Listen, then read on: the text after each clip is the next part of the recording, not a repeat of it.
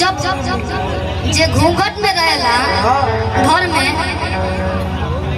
जब ओकरा अंदर से ई शब्द निकलेला, ई गाना गुनगुनाला, भैया ये अलग उमंग देला, अलग आप लोग के प्यार भाई। और ये गाना कब सुनने लो?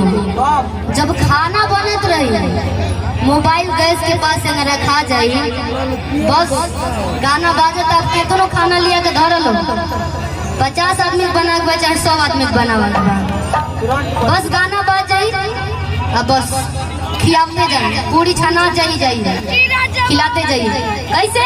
कैसे कि जीरा अरे राजा के कि जीरा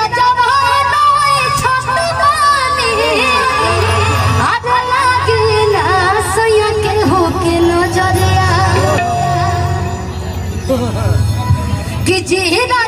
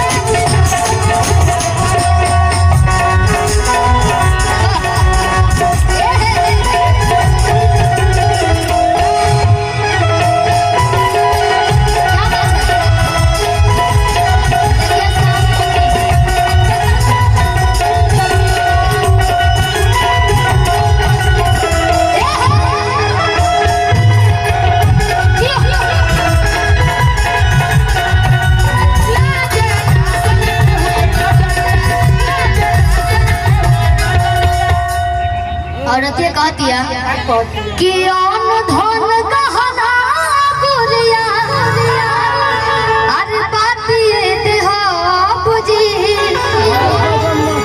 किसे लुरा पाजे काटे मोहक का होई अरे काटिए दे हो बुझी मेहरारू में ताकत हो जाला जाओ, खाली तनिको मरद तनि छेड़छाड़ करस न करी। काली के रूप धले लो दुर्गा के, ऐसे कहल बा नारी दुर्गा से कम नहीं है ना? मुका मुका लगे जाना तो वाला औरत ये कही तो जाना तो वाला गिन के 3 मुंह कमाल। हाँ हो कि कहन कि और धन